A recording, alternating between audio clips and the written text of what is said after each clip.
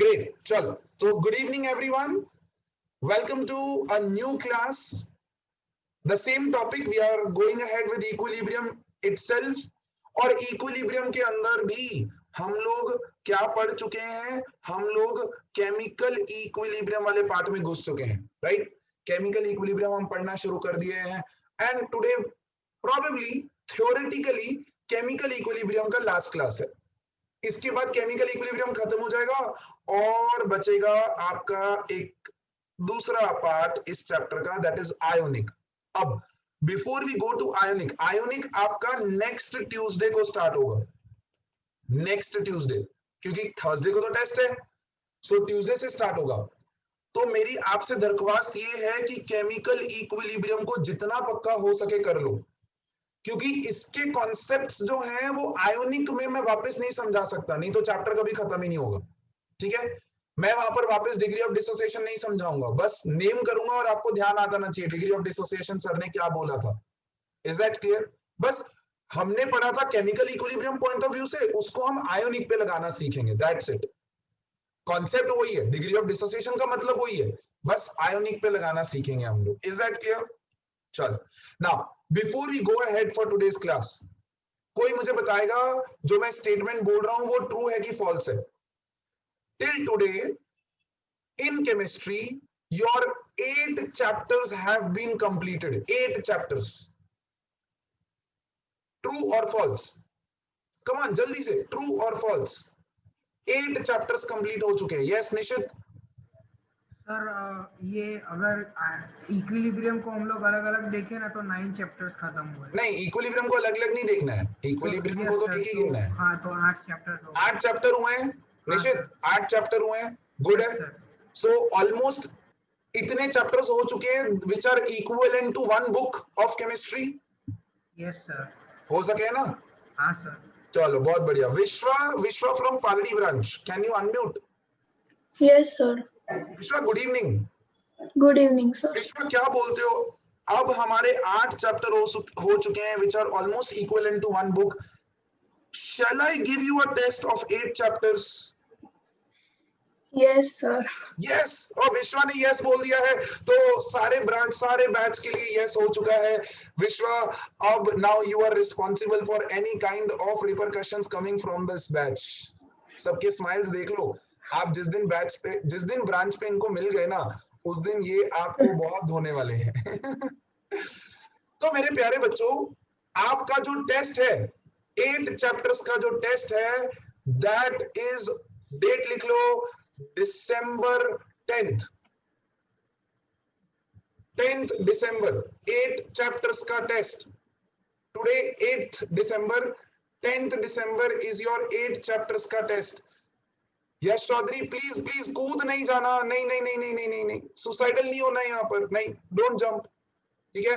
विश्वा पटेल, नहीं नहीं नहीं, बच्चे मायूस मत हो, टेंशन मत ले, मनजोत सर हैं तेरे साथ.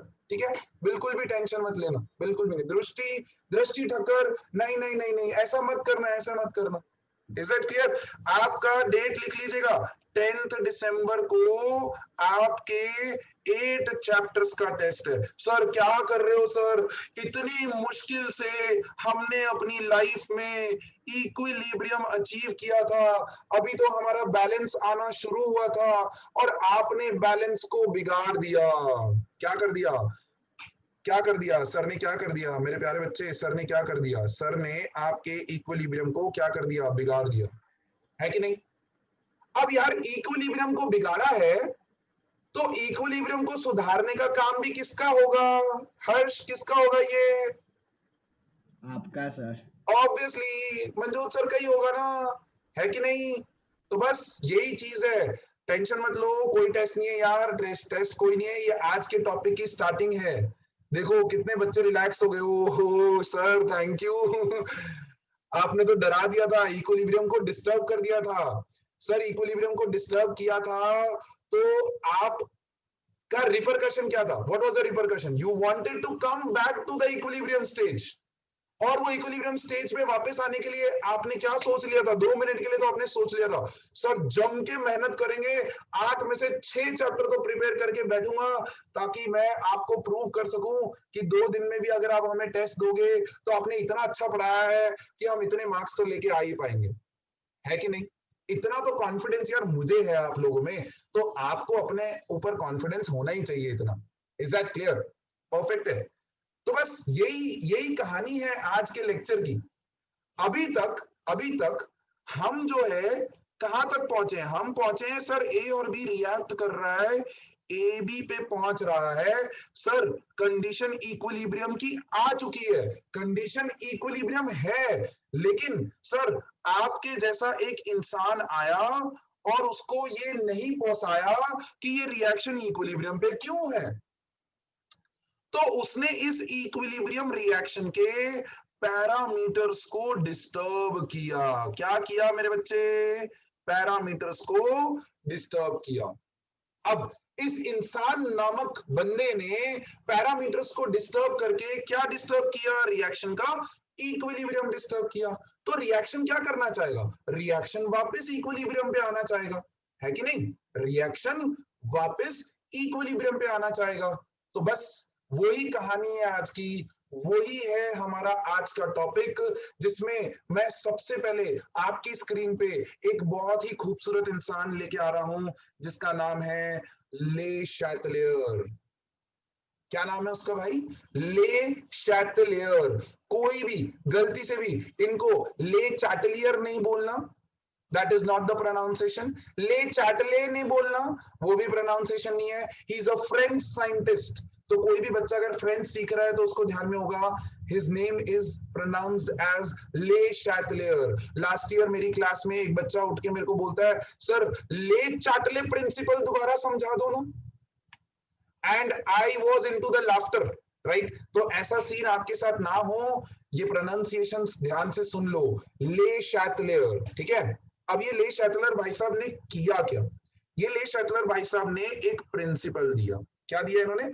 एक प्रिंसिपल दिया जिसको ले शैटलर प्रिंसिपल के नाम से जाना गया। किसके नाम से जाना गया? ले शैटलर प्रिंसिपल। ऑब्वियसली उन्होंने दिया तो उन्हीं के नाम से जाना जाएगा।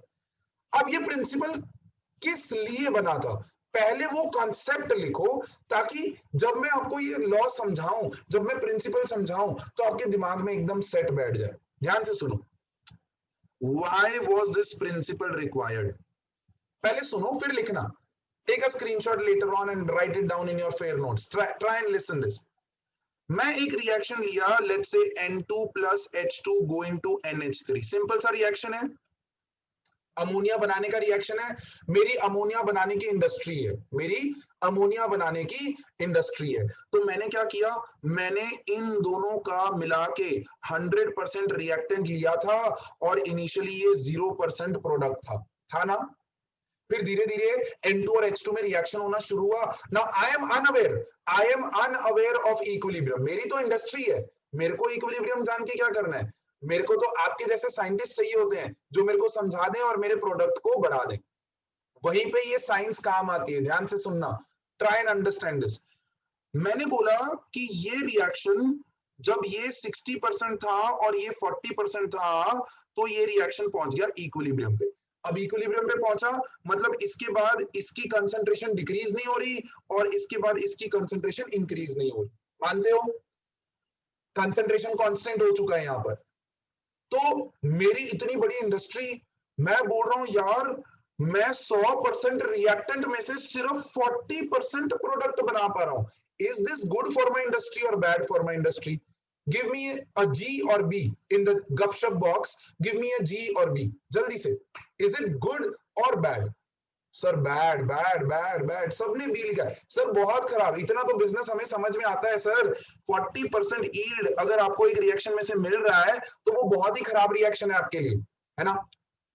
तो अब मेरे को तो ये पता ही नहीं है कि इक्विलिब्रियम नामक कोई चीज होती है। तो प्रांजलि प्रजापति आती है जो मेरी इंडस्ट्री में रिक्रूटेड है, ठीक है? वो आके बोलती है सर ये रिएक्शन रुका नहीं है, ये रिएक्शन इक्विलिब्रियम पे पहुंचा है।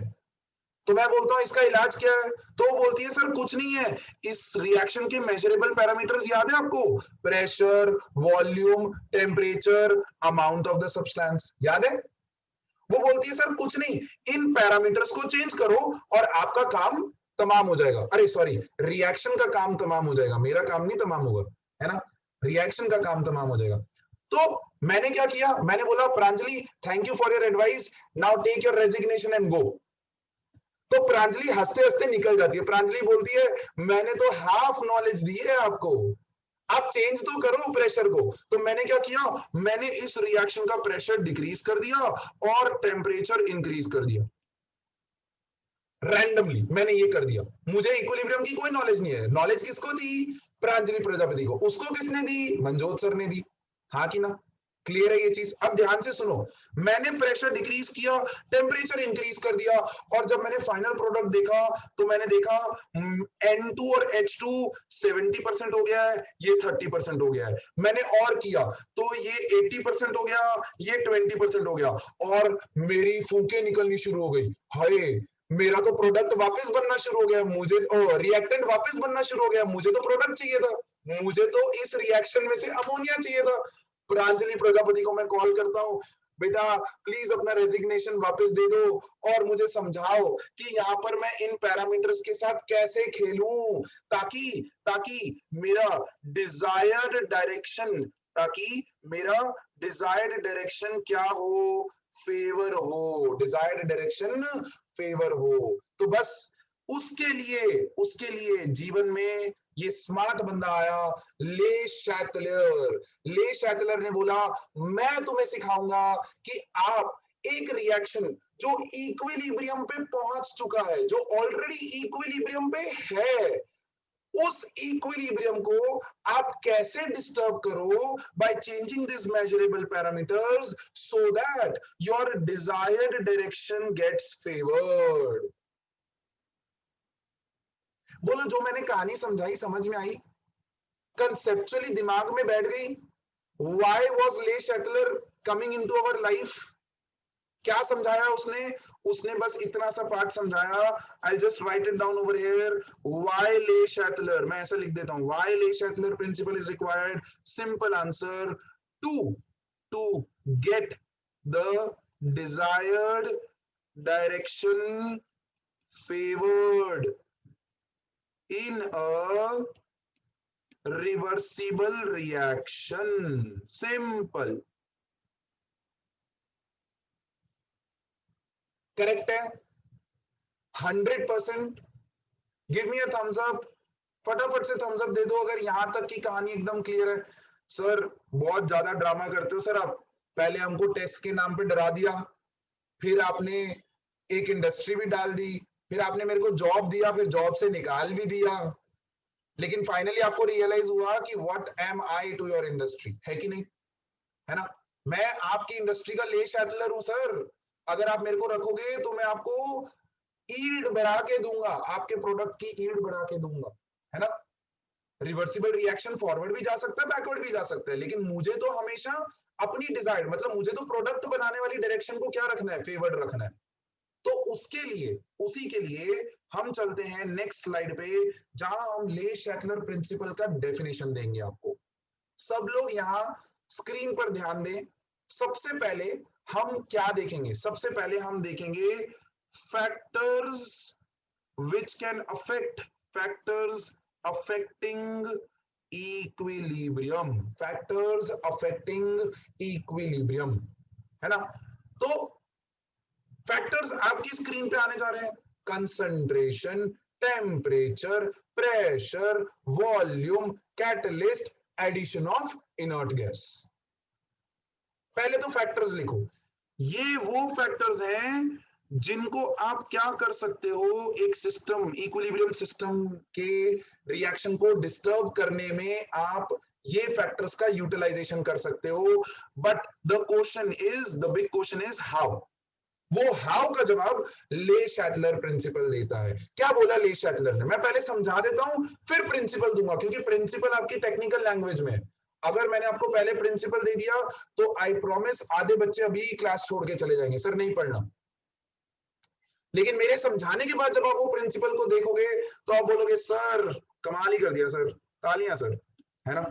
चलो यहां ध्यान दो, देखो मैं बोल रहा हूं a plus B going to A B, ये एक रिवर्सिबल सिस्टम था और ये सिस्टम जो है वो इक्विलिब्रियम अटेन कर चुका है, निर्वाणा अटेन कर चुका है, वो स्टेबल स्टेट में पहुंच चुका है। कहा कब पहुंचा? जब ये 60% था और ये 40% था। बट मुझे तो ऐसा चाहिए ही नहीं, मुझे तो ये जो बचा हुआ 60% है उसको भी किस में कन्वर्ट करना है? प्रोडक्ट में कन्वर्ट करना है। मेरी तो चाह वो है ना, मेरी तो रिक्वायरमेंट वो है ना। तो मैंने क्या किया, ध्यान से सुनो, मैंने क्या किया, इंसान ने क्या किया, इस इक्विलिब्रियम को डिस्टर्ब करने के लिए इंसान ने रिएक्टेंट रिएक्टेंट के कंसंट्रेशन को इंक्रीज कर दिया। क्या किया उसने? इस पॉइंट पे रिएक्टेंट के कंसंट्रेशन को बढ़ाया। तो आप बोलोगे सर वो तो लॉस वाली बात हो गई, आपको तो जो बचा हुआ 60% था उसको मतलब फर्दर कन्वर्ट करना था प्रोडक्ट में। But let's try and explain this पहले, फिर उसके बाद हम बताएंगे कि उसका दूसरा तरीका क्या है। ध्यान से सुनो, मैंने क्या किया, रिएक्टेंट के कंसंट्रेशन को इंक्रीज किया। अब अगर मैंने रिएक्टेंट के कंसंट्रेशन को इंक्रीज किया तो ले चैटलर बोलता है, ले चैटलियर, देखो प्रोनाउंसिएशन गलत कर दिया मैंने, ले चैटलियर बोलता है कि भाई साहब आप जो करोगे ना, आप जो भी डिस्टरबेंस लेके आओगे रिएक्शन के अंदर जो इक्विलिब्रियम पे था, रिएक्शन एग्जैक्टली उसका ऑपोजिट करेगा। मतलब अगर आपने रिएक्टेंट के कंसंट्रेशन को बढ़ाया है, आपने अगर रिएक्टेंट के कंसंट्रेशन को बढ़ाया है तो रिएक्शन उस कंसंट्रेशन को घटाना चाहेगा, रिएक्शन उस कंसंट्रेशन को घटाना चाहेगा। और वो करने के लिए मुझे बताओ किस डायरेक्शन में रिएक्टेंट का कंसंट्रेशन घटेगा? जब हमारा रिएक्शन फॉरवर्ड जाएगा, जब हमारा रिएक्शन फॉरवर्ड जाएगा। Is that clear? 100% क्लियर है, पक्का है? अब देखो आप बोलोगे सर ये तो लॉस वाली बात हो गई, तो इसका ऑपोजिट किया उसने, उसने बोला क्यों ना जो प्रोडक्ट बन रहा है उसके कंसंट्रेशन को मैं डिक्रीज करूं, मैं कंटिन्यूस प्रोडक्ट को निकालते जा रहा हूं, सिस्टम में से प्रोडक्ट को निकालते जा रहा हूं। ट्राई एंड अंडरस्टैंड, सिस्टम में से प्रोडक्ट को निकालते जा रहा हूं, I am taking out continuously निकालते जा रहा हूं। तो मेरा जो इक्विलिब्रियम है क्या वो कभी भी अटेन होगा? नहीं होगा। क्यों? क्योंकि मैं प्रोडक्ट कंटिन्यूसली निकालते जा रहा हूं। और इस देखो अगर मैं इसको कंटिन्यूसली निकालते जा रहा हूं तो रिएक्शन प्रोडक्ट की कंसंट्रेशन को कंटिन्यूसली बढ़ाते जाएगा सो दैट वो कहां पहुंच सके? इक्विलिब्रियम पे पहुंच सके। अब इस चीज को बढ़ाने के लिए उसको कंटिन्यूसली अपने आप को फॉरवर्ड डायरेक्शन में फेवर करके रखना पड़ेगा, तभी तो वो हो पाएगा। हाँ कि ना?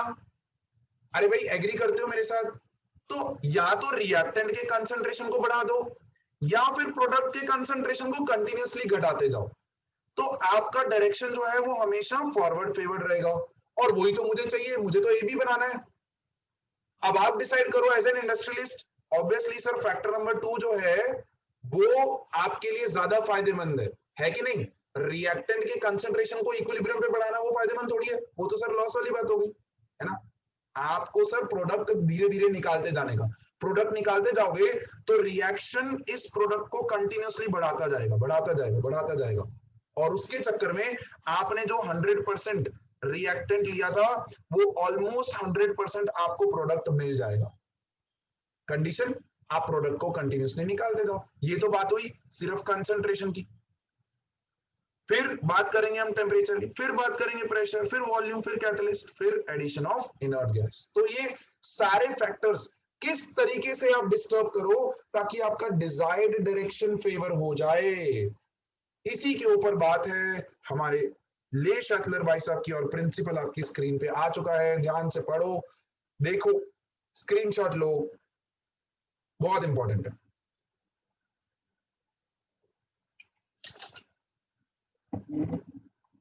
फटाफट फटाफट जल्दी। Sir if a chemical system at equilibrium, ध्यान से देखना, ले शैटलर प्रिंसिपल इक्विलिब्रियम आने से पहले अप्लाई नहीं हो सकता है, पहले सिस्टम को इक्विलिब्रियम पहुंचना पड़ेगा, उसके बाद ही ले शैटलर एक्टिवेट होता है.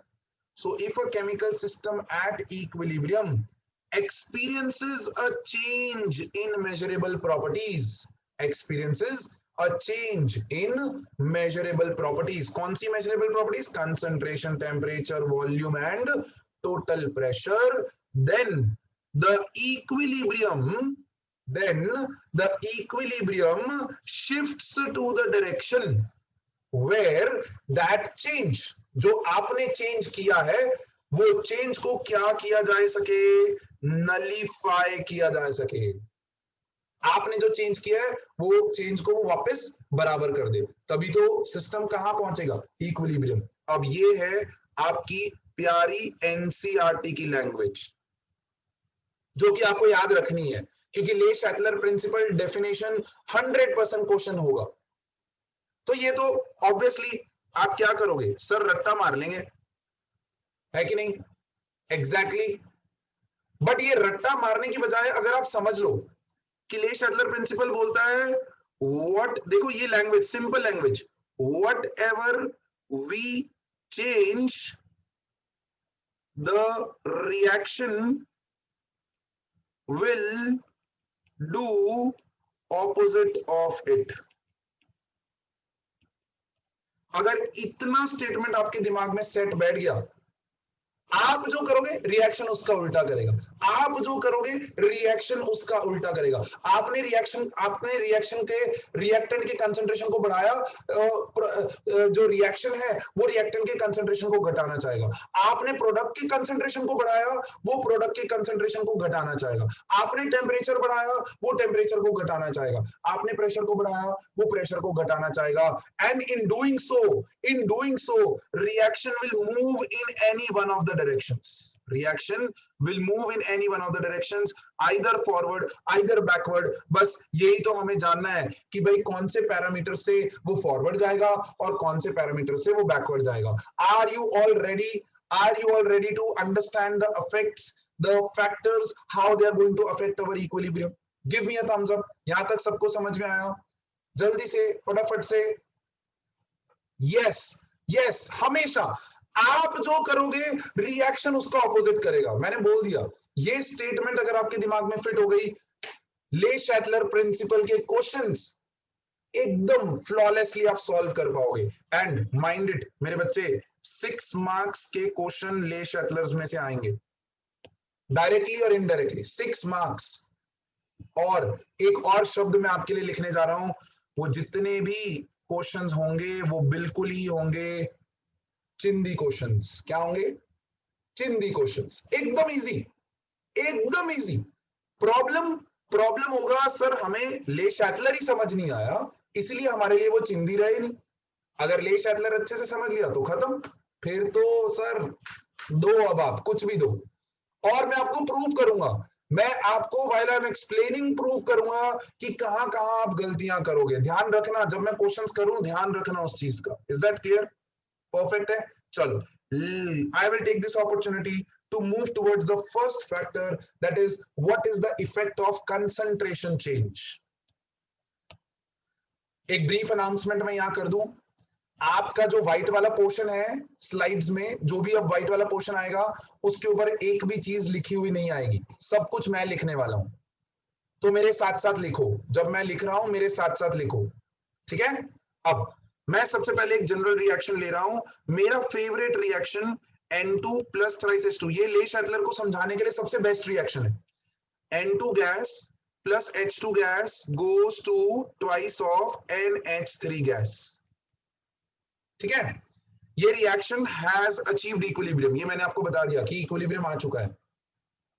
आप ध्यान से सुन लो, जब ये इक्विलिब्रियम पे आ चुका है तो इसके कंसंट्रेशन में मैं चेंज करने जा रहा हूं. कंसंट्रेशन दो चीजों का चेंज हो सकता है, या तो रिएक्टेंट का या तो प्रोडक्ट का हो सकता है ना. तो चलो, पहला स्टेप नंबर 1 मैंने बोला, if the reactant concentration is increased. देखो ध्यान से देखना, जो भी मैं ब्लैक में लिख रहा हूं वो इंसान ने किया है, जो भी मैं रेड में लिखूंगा वो रिएक्शन करेगा. ठीक है? If reactant concentration is increased, Hetvi Joshi बताएंगे हमको कि अगर मैंने रिएक्टेंट का कंसंट्रेशन बढ़ाया है तो रिएक्शन क्या करना चाहेगा? अगर आपने रिएक्टेंट कंसंट्रेशन बढ़ाया है तो प्रोडक्ट डिक्रीज होगा। रिएक्शन क्या करना चाहेगा? That is what I am asking Hetvi. आप जो कर रहे हो रिएक्शन उसका उल्टा करेगा। आपने रिएक्टेंट का कंसंट्रेशन बढ़ाया तो रिएक्शन क्या करना चाहेगा? रिएक्टेंट को डिक्रीज करना चाहिए। Very nice. So if reactant concentration is increased, इंसान ने किया, देन देखो, then the reaction will try to decrease क्या क्या रिएक्टेंट कंसंट्रेशन। अब मुझे हेतांशी बताएंगी, हेतांशी अगर मेरे रिएक्शन को रिएक्टेंट का कंसंट्रेशन घटाना है तो उसको कौन सी डायरेक्शन में मूव करना पड़ेगा?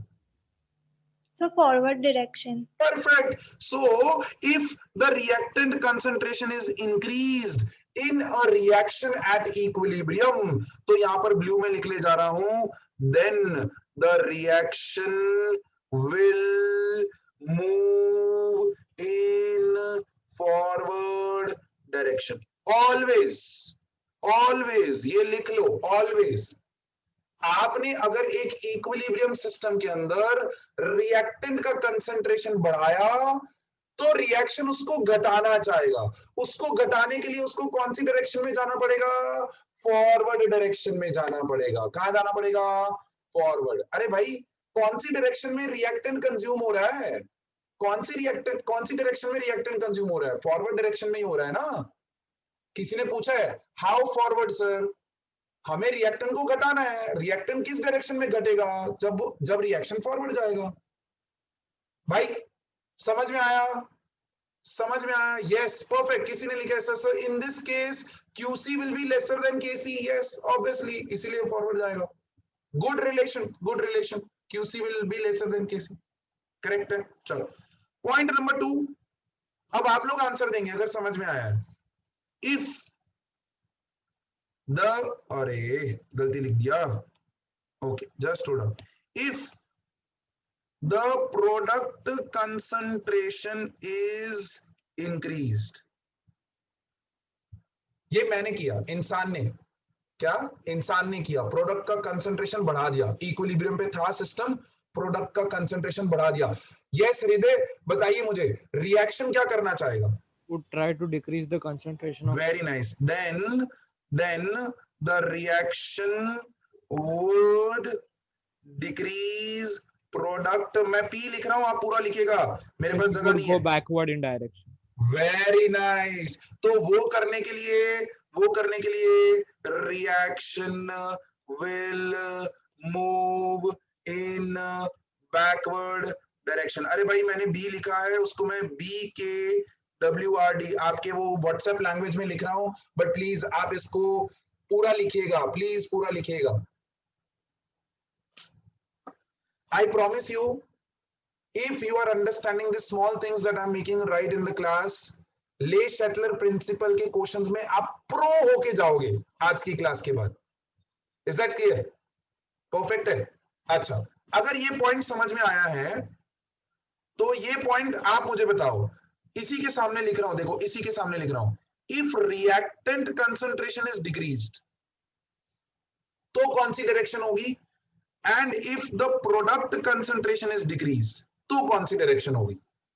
अगर ये दो पॉइंट समझ में आए हैं जो मैंने राइट हैंड साइड पे लिखे हैं, तो लेफ्ट हैंड साइड वाले जो 2 पॉइंट्स मैंने लिखे हैं वो बताइए, क्योंकि इसके बेसिस पे अभी क्वेश्चन आने वाले हैं। I want to see maximum hand raise. अगर मैक्सिमम हैंड रेज आएंगे तो ही मैं मानूंगा कि बच्चों को समझ में आया है। And give it a try. If you don't try it, you are never going to learn it. Trial and error से ही चीजें समझ में आती हैं। ये प्रीत पंचाल, बताइए मुझे इसका आंसर बताइए। यस सर, जस्ट ट्राइंग कि अगर रिएक्शन डिक्रीज होगा तो अगर मैंने रिएक्टेंट का कंसंट्रेशन डिक्रीज किया है तो बैकवर्ड डायरेक्शन, तो प्रोडक्ट जो है, तो रिएक्शन जो है वो रिएक्टेंट की कंसंट्रेशन को क्या करना चाहेगा? बढ़ाना चाहेगा, और उसको वो बढ़ाने के लिए कौन सी डायरेक्शन में जाना पड़ेगा? Backward.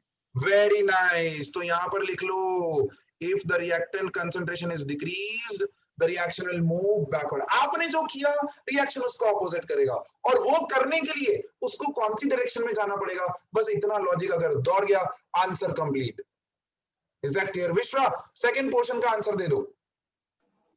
Yes, sir. If the product concentration is decreased, then reaction will move in forward direction. Very nice. क्यों? क्योंकि रिएक्शन को प्रोडक्ट का कंसंट्रेशन बढ़ाना है, आपने घटाया है ना, तो Increase रिएक्शन को करना बढ़ाना है। है। करेक्ट है, सिंपल है, बहुत इजी। बस ऐसे ही क्वेश्चंस आएंगे इसमें से। एक ऐसा एक रिएक्शन दिया होगा, बोला जाएगा कि ये इक्विलिब्रियम पे है, बताओ अगर मैंने रिएक्टेंट का कंसंट्रेशन बढ़ा दिया तो क्या होगा, अगर रिएक्टेंट का कंसंट्रेशन घटा दिया तो क्या होगा। बस ऐसे ही क्वेश्चन आएंगे, और उसी के बेसिस पे पहला क्वेश्चन, मैं जितने भी क्वेश्चन दूंगा उनको लिखते जाइएगा, क्योंकि आपको पता है मनजोत सर के हर एक क्वेश्चन में कुछ ना कुछ मनजोत ट्विस्ट होता ही होता है, हाँ कि ना।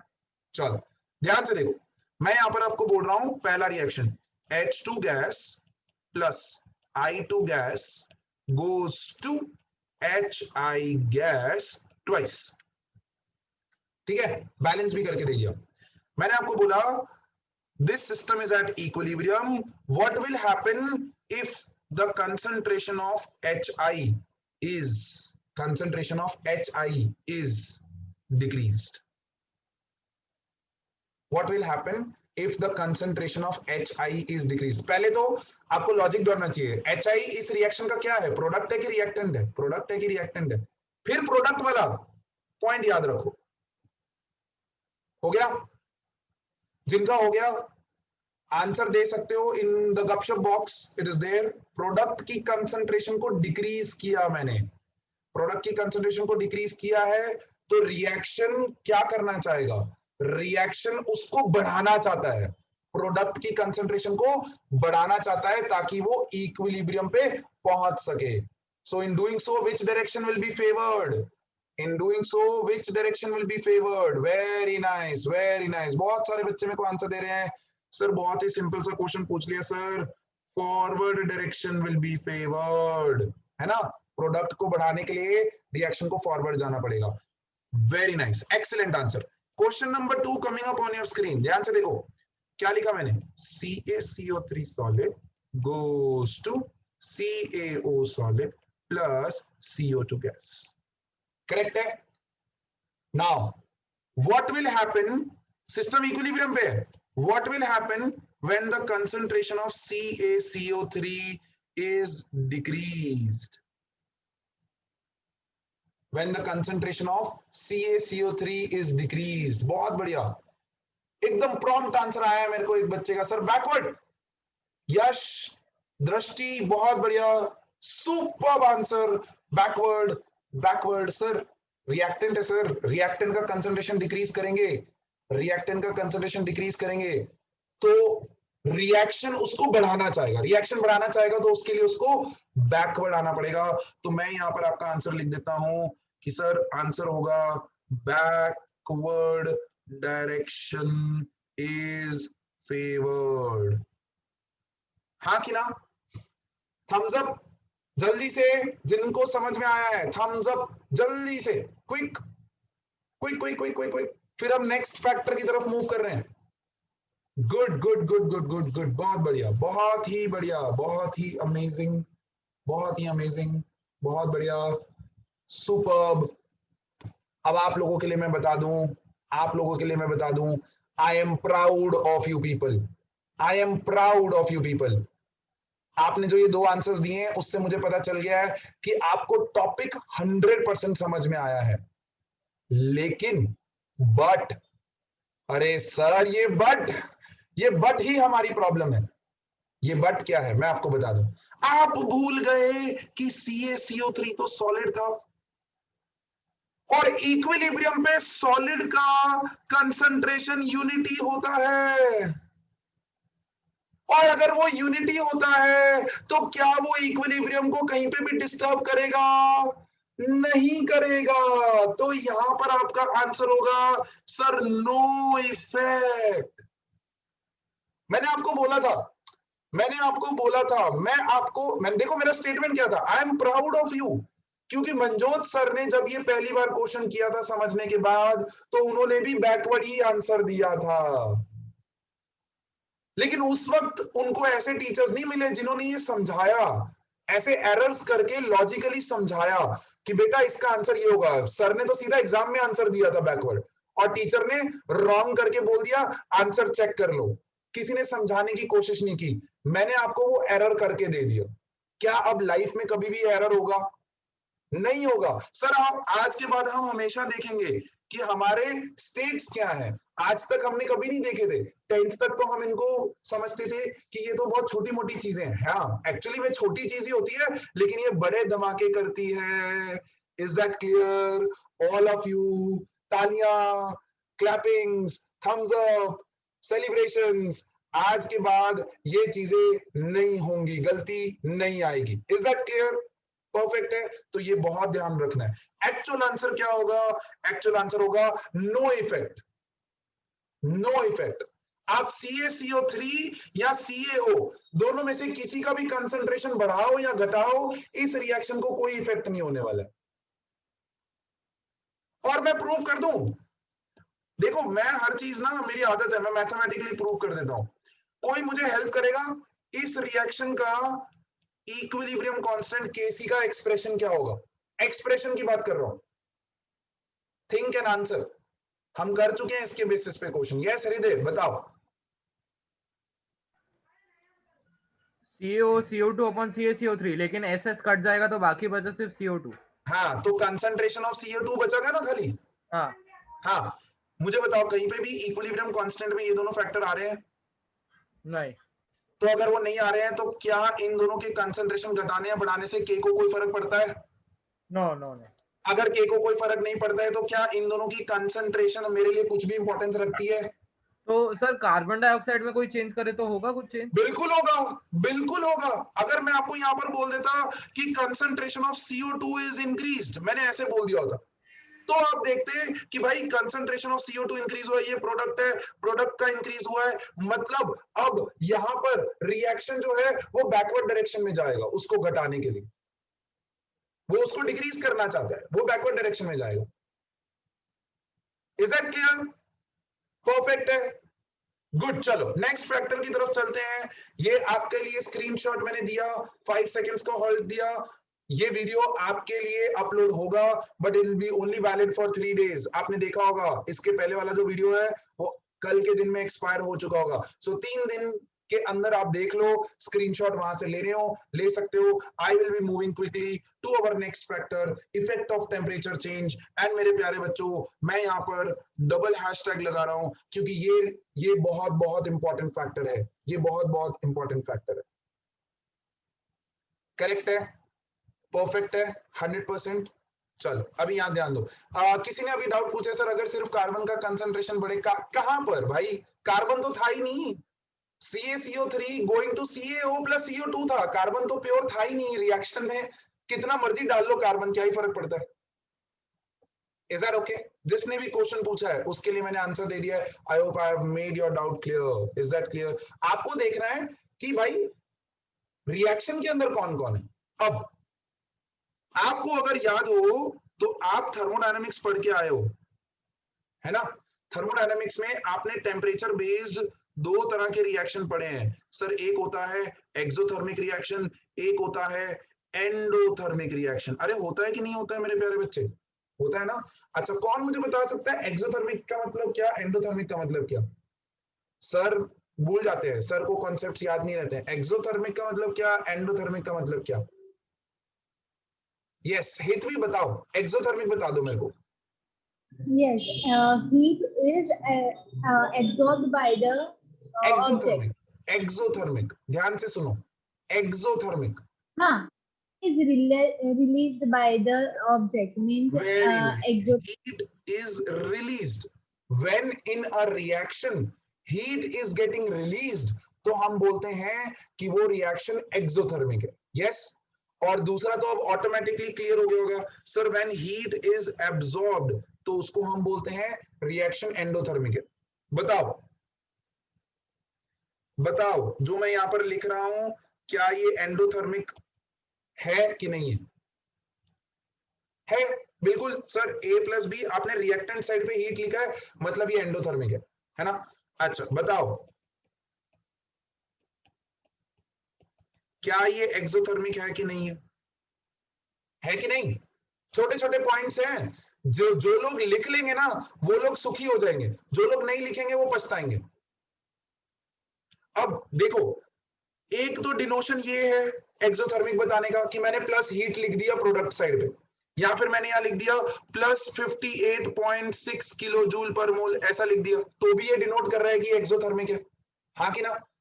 दूसरा एक तरीका है जहां मैं आपको बोलूं A+B गोइंग टू AB, मैंने बोल दिया delta H is equal to minus 58.6 kilo joule per mole. ये नेगेटिव साइन बता रहा है कि भाई ये रिएक्शन कैसा है, ये रिएक्शन एक्सोथर्मिक है, ये रिएक्शन एक्सोथर्मिक है। करेक्ट है, परफेक्ट है। हाँ, कोई मेरे को पूछ रहा है sir A+B going to AB, अगर ऐसा ट्राइंगल दिया हो तो मेरे प्यारे बच्चे ये फॉरवर्ड डायरेक्शन में, सिर्फ एक ही डायरेक्शन में जा रहा है और उस डायरेक्शन के अंदर हम हीट दे रहे हैं, तो ये एंडोथर्मिक प्रोसेस हो जाएगा, ये एंडोथर्मिक प्रोसेस हो जाएगा। Is that clear? 100% क्लियर है? सबको क्लियर है? परफेक्ट है। ऐसे ही यहां पर देखो, यहां पर देखो, मैं या तो हीट रिएक्टेंट साइड पे लिखूं या फिर मैं लिखूं plus 58.6 kilo joule per mole on the reactant side, या फिर मैं लिखूं delta H of this reaction is plus 58.6 kilo joule per mole. ये जो पॉजिटिव साइन है डेल्टा H के इक्वेशन के अंदर, डेल्टा H की वैल्यू के अंदर, तो डेल्टा H की वैल्यू के अंदर जो पॉजिटिव साइन है वो हमें बता रहा है कि ये प्रोसेस एंडोथर्मिक है। ये लिख लेना, बहुत छोटी सी चीज है, लेकिन ले शैटलर प्रिंसिपल के क्वेश्चन के अंदर यही छोटी छोटी चीजें हैं तो जो धमाके करेंगी। मैंने बोला ना क्वेश्चंस बहुत चिंदी होंगे, लेकिन क्या आप सारे चैप्टर्स को रिलेट कर पा रहे हो वो आपके ऊपर है। ये थर्मोडायनेमिक्स से रिलेशन आया है इसका, ये थर्मोडायनेमिक्स से रिलेशन आया। क्या किसी ने नोट किया सर अभी तक आप सिर्फ एक साइड का एरो बना रहे थे, है ना? और अभी तक हमने रिएक्शंस ऐसे ही देखे हैं। We have seen irreversible reactions only in which the direction of the reaction is only one side, that is forward, है ना? लेकिन इक्विलिब्रियम पे आने पे, इक्विलिब्रियम के आने पे आपको एक बड़ी इंटरेस्टिंग चीज देखने को मिली है, and that is nothing but this sign over here, which denotes that a reaction can be reversible in state also, है ना? तो यहां पर सुन लेना मेरी बात, यहां पर जो मेरी बात मैं बोलने जा रहा हूं वो सुन लेना। इसके अंदर एक रिवर्सिबल रिएक्शन के अंदर एक डायरेक्शन जो होगा वो एक्सोथर्मिक, अगर मैंने बोल दिया फॉरवर्ड डायरेक्शन जो है वो एक्सोथर्मिक है, तो ऑटोमेटिकली जो बैकवर्ड डायरेक्शन है इस रिएक्शन का वो कैसा हो जाएगा मेरे प्यारे बच्चे? एंडोथर्मिक हो जाएगा कि नहीं हो जाएगा? हाँ कि ना? 100%। अच्छा, अगर मेरा फॉरवर्ड डायरेक्शन एक्सोथर्मिक है तो क्या मैं यहां पर प्रोडक्ट साइड पे हीट लिख सकता हूं? क्या मैं प्रोडक्ट साइड पे हीट लिख सकता हूं? Give me a thumbs up till समझ में आया ये चीज? अगर मेरा फॉरवर्ड डायरेक्शन एक्सोथर्मिक है तो मैं प्रोडक्ट साइड पे हीट लिख सकता हूं कि नहीं? अब देखो बहुत ही सिंपल तरीके से पहले मैं आपको समझा दूंगा, लेकिन फिर मैं आपको एनसीईआरटी की लैंग्वेज बताऊंगा जिसमें शायद हो सकता है वो लैंग्वेज सुनने पे कानों में से खून और वो लैंग्वेज पढ़ने पे आंखों में से खून निकल आए, हो सकता है, बट अपने पहले समझ लेंगे ताकि वो लैंग्वेज जो है वो अपने लिए इजी हो जाए। Is that clear? वो लैंग्वेज अपने लिए इजी हो जाए। एक रिवर्सिबल रिएक्शन के अंदर अगर मेरा एक डायरेक्शन एक्सोथर्मिक है तो एक डायरेक्शन एंडोथर्मिक हो जाएगा। इतनी बात समझ में आ रही है सबको? क्लियर है? तो अगर मैंने यहां पर ले लिया है कि फॉरवर्ड डायरेक्शन एक्सोथर्मिक है, ले लिया है फॉरवर्ड डायरेक्शन एक्सोथर्मिक, तो मैं प्रोडक्ट साइड पे हीट लिख सकता हूं प्लस हीट। तो क्या मैं बोल सकता हूं ये हीट जो है this is one of my products only? अब आप सोचो, मैंने बोला कि इस रिएक्शन के लिए मैंने टेम्परेचर को इंक्रीज किया। क्या किया? टेम्परेचर को इंक्रीज किया, मतलब मैंने प्रोडक्ट को इंक्रीज किया। अब फैक्टर नंबर 1 याद करो, अगर मैं प्रोडक्ट को इंक्रीज करता हूं तो रिएक्टेंट प्रोडक्ट को क्या करना चाहेगा, घटाना चाहेगा, और घटाने के लिए उसको कौन सी डायरेक्शन में जाना पड़ेगा, बैकवर्ड डायरेक्शन में जाना पड़ेगा, हाँ कि ना, घटाने के लिए उसको backward direction. So if temperature is increased, if temperature is increased, इस सिचुएशन के लिए मैं अभी लिख रहा हूं कि रिएक्शन कौन से डायरेक्शन में जाएगा, बैकवर्ड डायरेक्शन में जाएगा। फिर हम इसको जनरलाइज करेंगे, फिर हम जनरलाइज करेंगे। सेम वेज अगर मैं बोलता हूं temperature is decreased, same ways मैं अगर बोलता हूं टेम्परेचर इज डिक्रीज्ड, तो अगर टेम्परेचर डिक्रीज किया मतलब प्रोडक्ट डिक्रीज किया, मैंने इस रिएक्शन का प्रोडक्ट डिक्रीज किया। अब रिएक्शन क्या करना चाहेगा, प्रोडक्ट को बढ़ाना चाहेगा। प्रोडक्ट को बढ़ाने के लिए कौन सा डायरेक्शन फेवर करना पड़ेगा उसको, फॉरवर्ड डायरेक्शन, हाँ कि ना, सब लोगों को क्लियर है 100%? एक बार फटाफट से थम्स अप दे दो, फिर मैं जनरलाइज कर रहा हूं आप लोगों के लिए, फिर मैं जनरलाइज कर रहा हूं, ठीक है। So now try and listen to this. जब मैंने टेम्परेचर को इंक्रीज किया तो इस पर्टिकुलर रिएक्शन के लिए कौन सा डायरेक्शन फेवर हुआ, बैकवर्ड। बैकवर्ड डायरेक्शन कैसा डायरेक्शन था, एंडोथर्मिक डायरेक्शन था। कैसा डायरेक्शन था, एंडोथर्मिक। अब मैं जनरलाइज करने जा रहा हूं, if the temperature is increased in any reaction, if the temperature is increased, then the direction which is endothermic, the direction which is endothermic will be favored।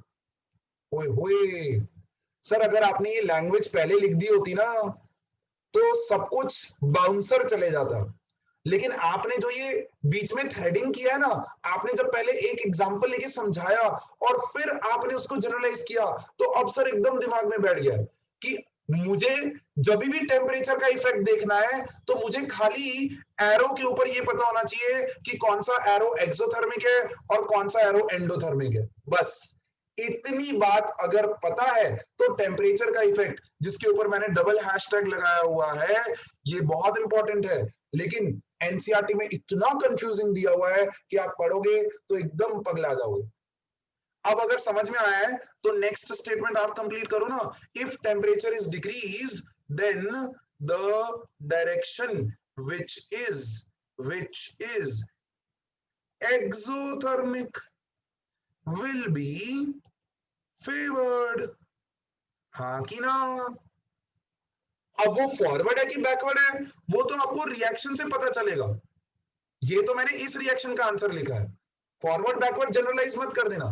Forward backward तो इस reaction का answer था। Is that clear? Perfect. चल एक question दे दे फटाफट से, देखो हर एक इफेक्ट में मैं एक एक एग्जांपल दूंगा, बहुत simple. Question coming up on your screen, ध्यान से देखो।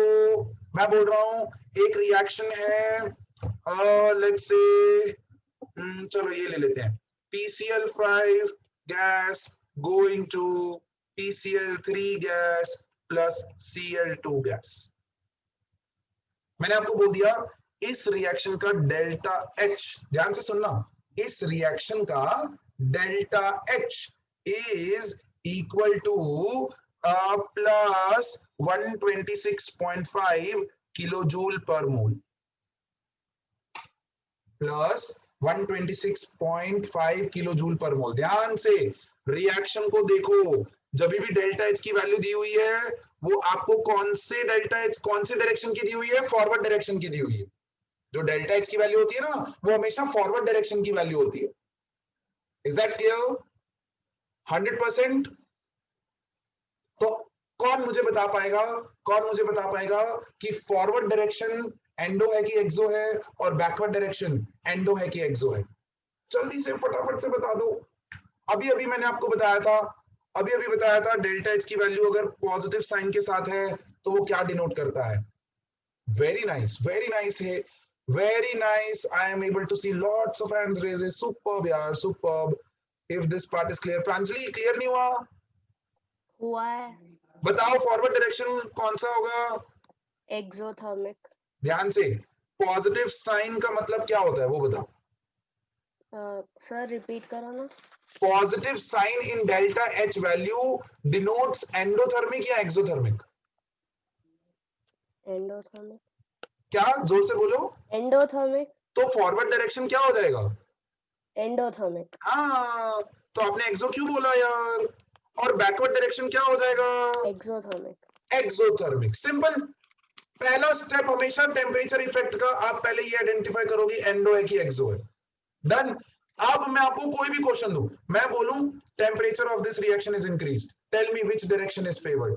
Temperature of this reaction is decreased, tell me which direction is favoured. तो आपको बस इतना याद रखना है, जब टेम्परेचर इंक्रीज किया, जब टेम्परेचर, ये लिखा हुआ है देखो, जब टेम्परेचर इंक्रीज किया तो एंडोथर्मिक फेवर होगा, और जब टेम्परेचर डिक्रीज किया, अरे, और जब टेम्परेचर डिक्रीज किया तो एक्सोथर्मिक फेवर होगा। अरे मिट गया, कोई बात नहीं, आप लिख लो, रिएक्शन लिख लो, PCl5 going to PCl3 plus Cl2, delta H का वैल्यू मैंने दिया था प्लस 126.5 किलो जूल पर मोल। अब सिंपल हो गया ना सर, टेम्परेचर इंक्रीज या डिक्रीज। अब तो सर कुछ भी क्वेश्चन हो टेम्परेचर पे हम क्रैक कर लेंगे। Done, clear, 100%। चलो let's go ahead, talk about the next very very important effect of pressure. अब अगर आपको याद हो, क्या हम एक्वस रिएक्शंस के लिए केपी लिख सकते हैं? क्या हम एक्वस रिएक्शंस के लिए केपी लिख सकते हैं? नहीं लिख सकते। क्या हम गैसियस रिएक्शन के लिए केसी और केपी दोनों लिख सकते हैं? यस। तो जब एक्वस रिएक्शन पार्शियल प्रेशर के फॉर्म में डिनोट ही नहीं हो सकता, तो क्या एक्वस रिएक्शन के ऊपर प्रेशर का कोई भी इफेक्ट होगा? नहीं होगा सर। तो आपको रिएक्शन को देखो, ये स्टेट्स बहुत इंपॉर्टेंट हो जाएंगी। अगर रिएक्शन में कहीं पे भी कोई गैसियस स्पीशीज नहीं है तो प्रेशर का कोई इफेक्ट नहीं है, तो प्रेशर का कोई इफेक्ट नहीं है। लेकिन अगर एक भी गैसियस स्पीशी है तो प्रेशर का इफेक्ट होगा। Is that clear? पहला पॉइंट ये क्लियर करो, प्रेशर का effect is only true for gaseous species. मैं बार बार नहीं रिपीट करूंगा, ध्यान से लिख लो, फटाफट से मेरे साथ साथ में लिखो। Is that clear? किसी ने क्वेश्चन किया सर डेल्टा एच की वैल्यूज 11-12 के कोर्स में लर्न करनी पड़ेंगी। बेटा मैंने ये स्टंट किया हुआ है, डेल्टा एच की वैल्यूज अगर आप एनसीईआरटी 11-12 मिला लो तो 250 डेल्टा एच वैल्यूज है। याद कर सकते हो? कर सकते हो? If you can do it, good, कर लो। परफेक्ट है, गुड। चल अब यहां ध्यान दो, ये स्टंट मैंने किया हुआ है, सो आई कैन रिलेट दैट। 11-12 में मैंने डेल्टा एच की वैल्यूज काउंट की थी, बोर हो गया था मैं पढ़ पढ़ के, तो मैंने सोचा जितने भी रिएक्शंस दिए हैं डेल्टा एच, देखो कितने रिएक्शंस के डेल्टा एच वैल्यूज दिए हुए हैं। Is that clear? ओके चलो अब ध्यान यहां पर, ये सिर्फ और सिर्फ गैसियस रिएक्शंस के लिए होगा। कंसंट्रेट ऑन द स्क्रीन, मेरा फेवरेट रिएक्शन स्क्रीन पे आने जा रहा है, N2 plus thrice H2 gas है, going to twice NH3 gas. मैं बोल रहा हूं, मैंने ये सिस्टम इक्विलिब्रियम पे था, मैंने बोला कि मैंने इसका प्रेशर इंक्रीज किया। क्या किया? मैंने इसका प्रेशर इंक्रीज किया, तो रिएक्शन क्या करना चाहेगा सर? अभी अभी आपने बताया रिएक्शन उसका उल्टा करना चाहेगा सर, प्रेशर को डिक्रीज करना चाहेगा। It wants to decrease the pressure, but the question is how sir, how? तो उस हाउ का मैं आपको आंसर देने जा रहा हूं। आपको देखने हैं कि gaseous moles total reactant side पे कितने हैं? 4, 1 मोल इसका, 3 मोल इसके, right? Total 4 moles of gaseous species on the reactant side and total 2 moles of gaseous species on the product side. Agree करते हो? क्या हमें यहां से पता चल रहा है प्रोडक्ट साइड पे मेरे पास सिर्फ 2 ही मोल है गैस के, रिएक्टेंट साइड पे मेरे पास 4 मोल है, तो प्रेशर ऑफ गैस किस तरफ ज्यादा है? रिएक्टेंट साइड पे ज्यादा है ना? रिएक्टेंट साइड पे ज्यादा है ना? प्रोडक्ट साइड पे कम है ना? और आपने तो प्रेशर बढ़ाया है, अब उसको प्रेशर घटाना है, तो प्रेशर घटाने के लिए उसको उस साइड पे शिफ्ट होना पड़ेगा जहां प्रेशर ऑलरेडी कम था। तो किस साइड पे कम था सर? वो हमने मोल्स से कैलकुलेट किया, सर मोल से हमने देखा कि प्रोडक्ट साइड पे कम है, इसलिए ये फॉरवर्ड डायरेक्शन फेवर हो जाएगा on increasing the pressure. On increasing the pressure ये फॉरवर्ड डायरेक्शन फेवर हो जाएगा, हाँ कि ना? अरे भाई क्लियर है, सबको क्लियर है? 100% क्लियर है, पक्का, सिंपल लॉजिक। अच्छा, अगर मैंने इसी रिएक्शन के प्रेशर को डिक्रीज किया, मैंने डिक्रीज किया, तो रिएक्शन क्या करना चाहेगा सर? प्रेशर को इंक्रीज करना चाहेगा। इंक्रीज करने के लिए उसको उस साइड पे जाना पड़ेगा सर जहां पर मोल्स ज्यादा है, जहां पर मोल्स ज्यादा है, तो sir simply reaction will move in backward direction. अब जनरलाइज स्टेटमेंट दे दें आपको, जनरलाइज स्टेटमेंट दे दें, तो आपको सिंपल इतना ही लिखना है, if the reaction pressure is increased then reaction will move on the side where gaseous moles are less. Simple.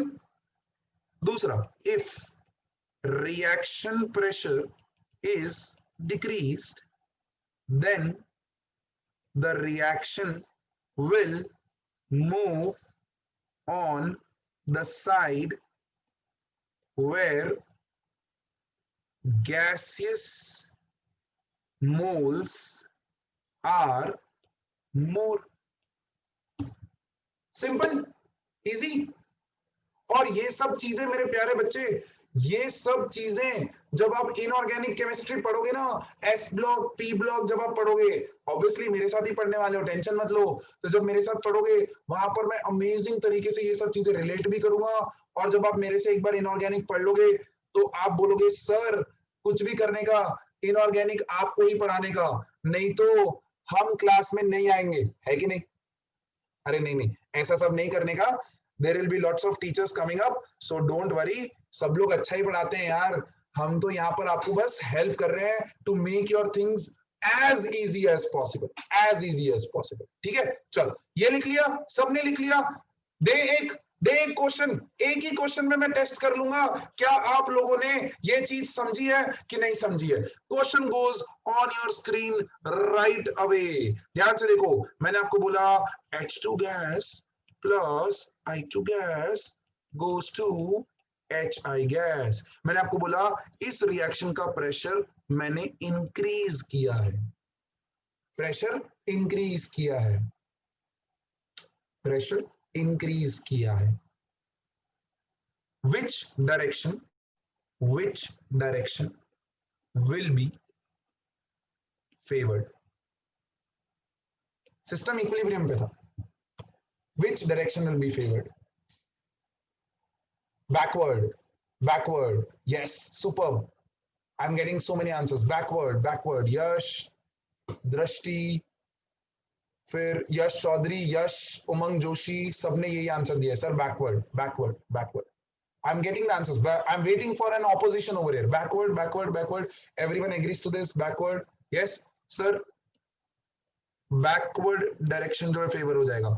कैसे कैलकुलेट किया? सिंपल सर, प्रेशर इंक्रीज करने पे लेसर नंबर ऑफ मोल्स की तरफ वो बढ़ने वाला था। किसकी तरफ? लेसर नंबर ऑफ मोल्स की तरफ बढ़ने वाला था। प्रेशर इंक्रीज किया ना आपने, प्रेशर इंक्रीज किया ना, तो जिस साइड पे लेस मोल्स होंगे उसी साइड पे जाएगा ना। तो आपने यहाँ पे कैलकुलेट किया होगा 1 + 1 सर 2, और यहां लिखा होगा सर 1 मोल, है कि नहीं? यहां लिखा होगा 1 मोल। तो किस तरफ लेस है? फॉरवर्ड की तरफ लेस है भाई, है ना। तो प्रेशर इंक्रीज करने पे कौन सा डायरेक्शन फेवर होगा? फॉरवर्ड डायरेक्शन फेवर होगा। लिखा सबने? लिखा कि नहीं लिखा? 100% लिख लिया। चलो अब उसके ऊपर मारो एक बड़ा सा कांटा, मारो जल्दी से, और अपने आप को दो एक जोर से चमाट, जोर से, क्योंकि आप भूल जाते हो कि यहां पर बैलेंस नहीं था, ये आप भूल गए, ये बैलेंस करना था।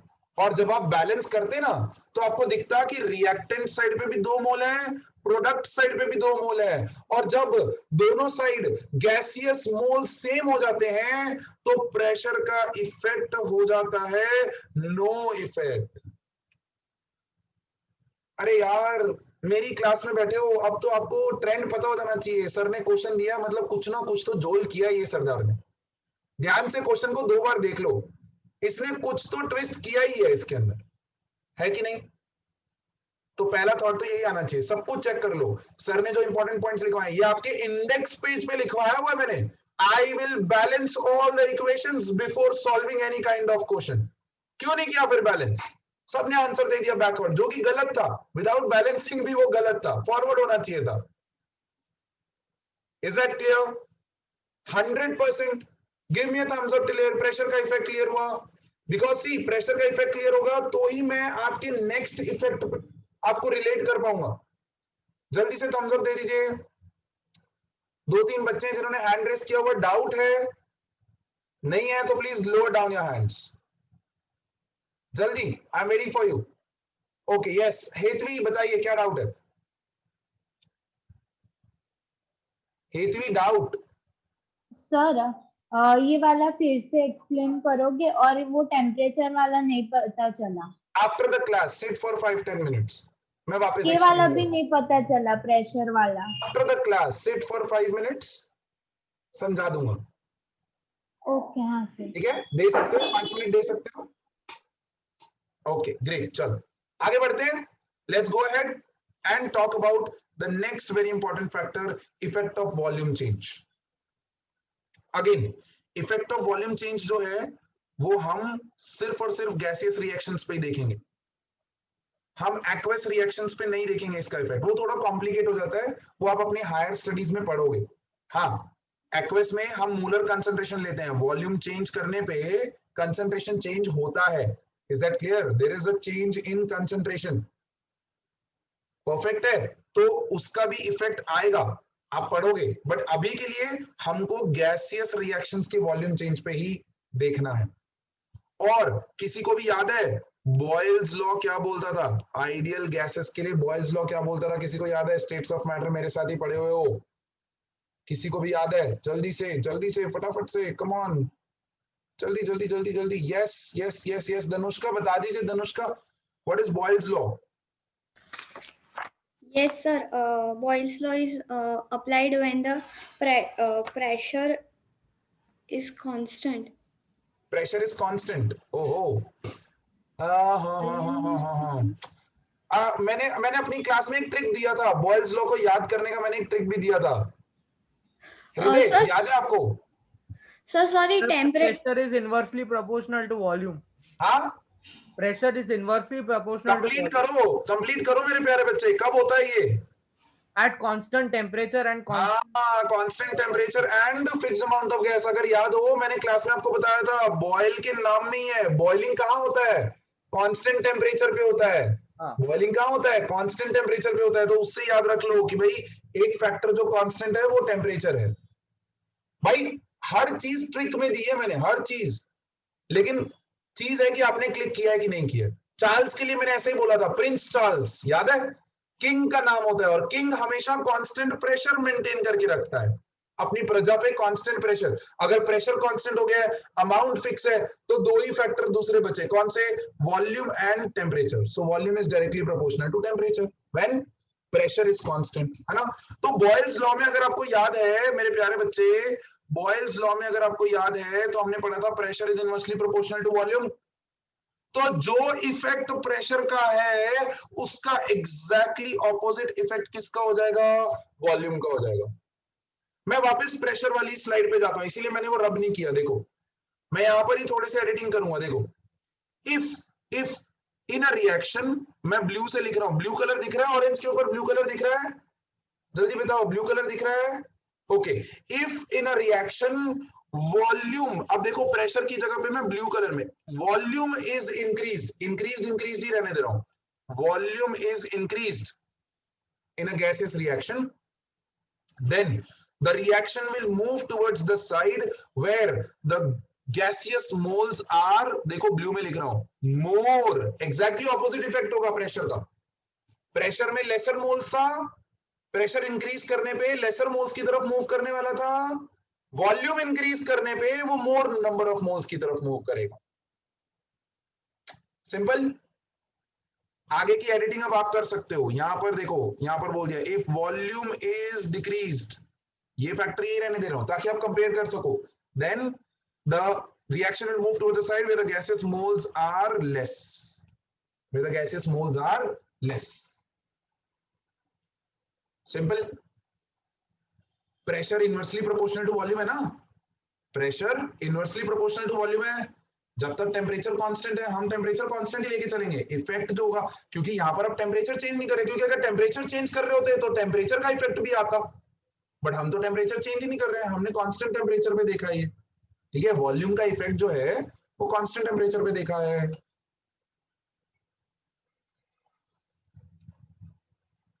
बोलो समझ में आया? पक्का? एनर्जी लग रही है बहुत सारी, तो क्लियर करके जाना है सब कुछ। मैं क्लास के बाद भी 5-10 मिनट रहूंगा, जो फैक्टर में आपको क्लैरिटी नहीं है वेट करके क्लियर करके जाना आज की क्लास में। ठीक है, सो वॉल्यूम का इफेक्ट हो चुका है एग्जैक्टली इनवर्स ऑफ प्रेशर। जहां प्रेशर इंक्रीज करने पे लेसर नंबर ऑफ मोल्स की तरफ जा रहा था, वॉल्यूम इंक्रीज करने पे मोर नंबर ऑफ मोल्स की तरफ जाएगा, एग्जैक्टली ऑपोजिट। ठीक है, चलो next factor, effect of catalyst. Effect of catalyst. किसी के पास भी ताकत है रिकॉल करके बताने की कि कैटलिस्ट का क्या इफेक्ट होगा? कैटलिस्ट का क्या इफेक्ट होगा इक्विलिब्रियम पे? कैटलिस्ट का क्या इफेक्ट होगा? और अगर आपको याद हो, क्लास में हमने इसको बड़ी अतरंगी तरीके से समझा था शाहरुख और काजल के एग्जाम्पल से। याद है? शाहरुख और काजल आ रहे थे हग किया, कैटलिस्ट डालने से उनका जो हगिंग करने का जो टाइम था वो डिक्रीज हुआ, लेकिन क्या हग करने का पॉइंट चेंज हुआ? नहीं हुआ। क्यों नहीं हुआ? बिकॉज जो आपने 2x फील किया था वो शाहरुख के लिए भी था, काजल के लिए भी था। वैसे ही कैटलिस्ट जो है वो रेट ऑफ फॉरवर्ड रिएक्शन भी बढ़ाता है, रेट ऑफ बैकवर्ड रिएक्शन भी बढ़ाता है, इक्वली बढ़ाता है। तो इक्विलिब्रियम अचीव करने का जो टाइम है वो डिक्रीज हो जाएगा, लेकिन इक्विलिब्रियम पे कोई इफेक्ट नहीं होगा। सो एडिशन ऑफ कैटलिस्ट बड़ा बड़ा लिख लो, फैक्टर खत्म हो गया, नो इफेक्ट, फैक्टर ओवर। कहीं पे भी, किधर भी, जीवन में कहीं पे भी एक रिवर्सिबल रिएक्शन में अगर कोई कैटलिस्ट डालता है और बोलता है कि भाई सिस्टम इक्विलिब्रियम पे था, अब मैंने कैटलिस्ट डाला, तो क्या ये इक्विलिब्रियम डिस्टर्ब होगा? तो आप उसको चमाट मार के बोल सकते हो कैटलिस्ट का काम क्या है, बता, what is the work of catalyst? उसी से आंसर निकलवाने का, to increase the rate of the reaction. Reversible reaction में कितने रेट होते हैं? वो बोलेगा फॉरवर्ड रेट भी होता है, बैकवर्ड रेट भी होता है। तो कैटलिस्ट दोनों पे इफेक्ट करेगा, इक्वली इफेक्ट करेगा, तो भाई इक्विलिब्रियम को डिस्टर्ब नहीं करेगा।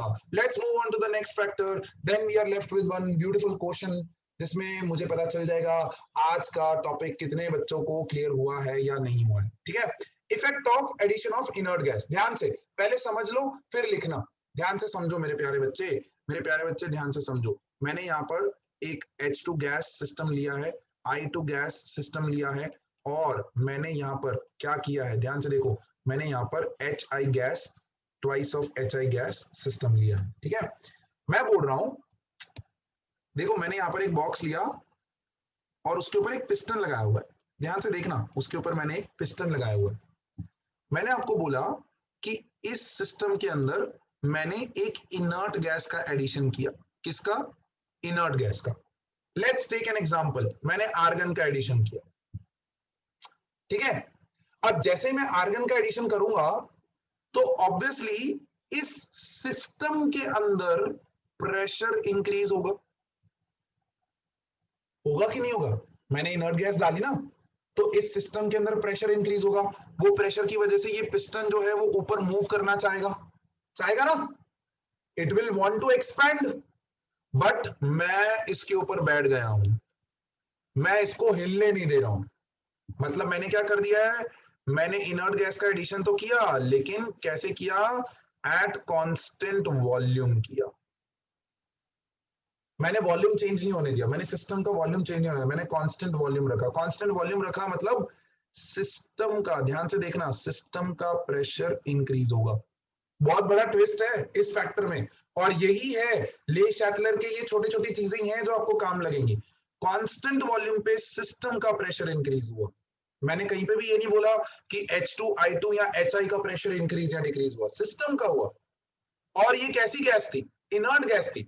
ये तो कहीं पे भी H2I2 या HI के साथ रिएक्ट कर ही नहीं रही है। अब कोई मुझे बताएगा इसका केपी का एक्सप्रेशन क्या है? इस रिएक्शन के केपी का एक्सप्रेशन बता दो, जल्दी से फटाफट से बता दो केपी का। आई एम आस्किंग केपी का। यस जल्दी हैंड रेज। यस हेतवी बता दो केपी का, केपी का बता दो। PHI raised to 2 divided by PH2 into PI2.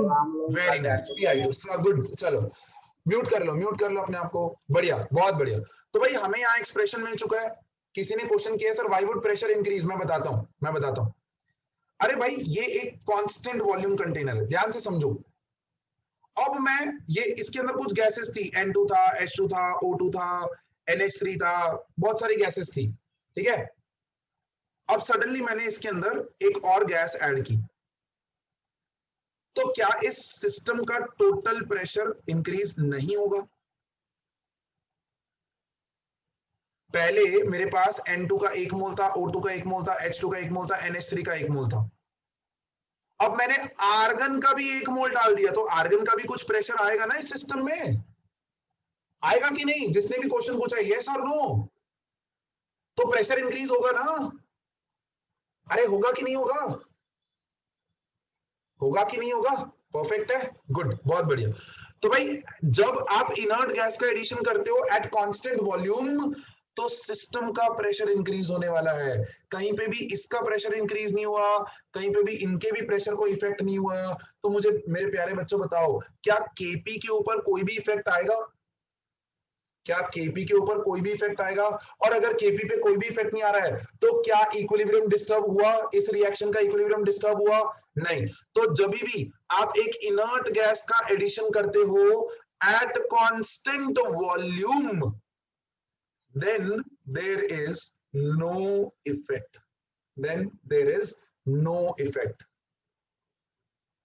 लिख लेना। लेकिन दूसरा भी एक तरीका है ना। दूसरा एक तरीका क्या है कि मैं इस सिस्टम का प्रेशर कांस्टेंट कर दूं। ध्यान से मेरे लैंग्वेज को सुनिएगा। मतलब जब मैंने आर्गन का एडिशन किया तो प्रेशर इंक्रीज हो रहा था, इस सिस्टम का प्रेशर इंक्रीज हो रहा था। मैंने क्या किया, इस पिस्टन को ऊपर उठा दिया। कितना उठाया? ताकि सिस्टम का प्रेशर जो है वो चेंज ना हो। मतलब कांस्टेंट प्रेशर करने के चक्कर में मैंने वॉल्यूम को क्या होने दिया? इंक्रीज होने दिया। मैंने वॉल्यूम को क्या होने दिया? इंक्रीज होने दिया। पिस्टन उठाऊंगा तो वॉल्यूम इंक्रीज होगा ना, सिस्टम का वॉल्यूम इंक्रीज होगा। और अभी अभी आप पढ़ के आए हो कि एक गैसियस रिएक्शन में अगर वॉल्यूम इंक्रीज होता है, द सिस्टम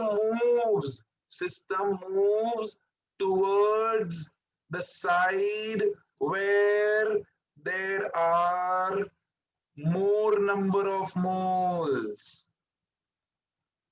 गैसियस मोल्स देखने अपने को, तो बस सिंपल हो गया। बट सिंस यहां पर मोल सेम है, तो इनर्ट गैस का एडिशन इस रिएक्शन के लिए भले कांस्टेंट वॉल्यूम पे करो, भले कांस्टेंट प्रेशर पे करो, no effect. Why? Because the number of moles are same. Because the number of moles are same. Clear है? 100% क्लियर है? सारे फैक्टर्स समझ में आए? With this I end the lecture for today. Take care of yourself. But before going, मैं आप लोगों के लिए एक स्वीट सा क्वेश्चन छोड़ने जा रहा हूं, और वो क्वेश्चन आपकी स्क्रीन पे आ चुका है। मैंने आपको एक क्वेश्चन दे दिया है। उस क्वेश्चन के अंदर मैंने आपको बोला कि अगर मैं ये फैक्टर्स चेंज करता हूं, if I change this factors, tell me which direction will be favored in each part. Which direction will be favored in each part? आपको बस यहाँ forward, backward, backward forward backward forward backward, ऐसे लिख के आना है बस, दैट्स इट। ये अगर किसी ने भी आंसर लिख लिया है तो भाई साहब गलत है ये तो मैंने हाइपोथेटिकली खाली आपको बताया है तो नेक्स्ट क्लास में मुझे ये मत दे देना ठीक है, लॉजिक लगाना है, फैक्टर्स यहां दिए हुए हैं, लॉजिक लगाना है। Is that perfectly okay? Clear है with this? Thank you so much for coming to my class. Keep smiling like this fish is smiling and always be positive, never go into any kind of depressions. कुछ भी होता है, one call away from you, this cool Sardar ji is one call away from you, just call him. Is that clear? पूरे mood को positive कर डालेंगे अपने। चलो तो अब टाटा बाय बाय करते हैं, टेक केयर, कीप स्माइलिंग।